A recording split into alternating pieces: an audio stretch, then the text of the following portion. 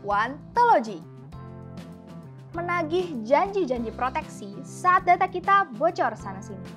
Kebocoran data pribadi jadi hal yang biasa sekaligus bahaya. Beberapa lembaga negara, termasuk BUMN, diduga mengalami kebocoran data pribadi. IndiHome, Telkom, bahkan BIN diduga mengalami kebocoran data pribadi. Akhir-akhir ini, kebocoran data kembali terjadi setelah Bridge Forum Biorka menyatakan memiliki 1,3 miliar data registrasi kartu SIM yang dijual seharga 740 juta rupiah.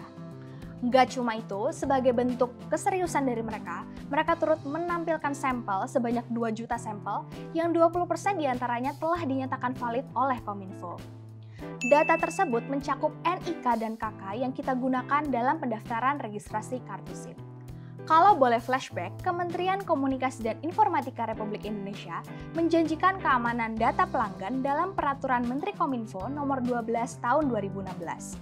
Nah, Kominfo bahkan berani bilang, tenang kok, data kamu aman. Semuanya adalah sistem yang bekerja sama dan semua operator sudah menerapkan standar internasional ISO 27001 terkait keamanan informasi.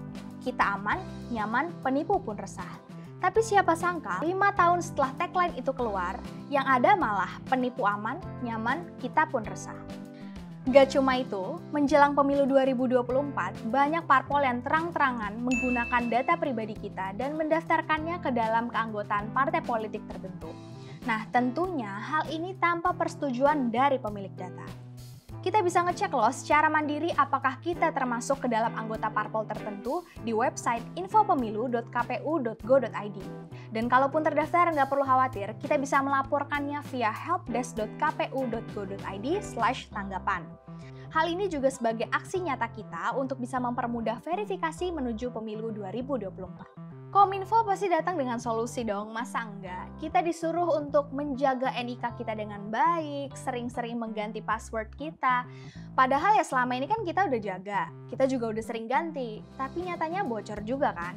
Kalau udah gini ya serba salah. Kominfo, Parpol, Dukcapil, sampai dengan operator semua kompak menolak menjadi pihak yang bertanggung jawab dalam ngebocorin data.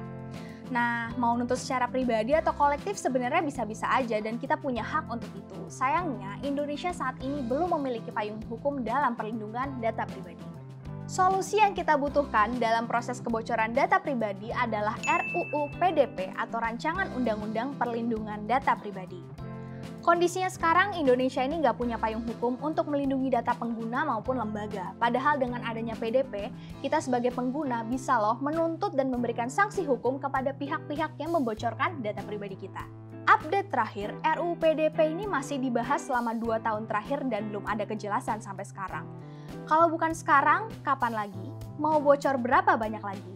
Remember, data is the new oil. Are you sure your data is secure? That's it for the news. Let's check the other one.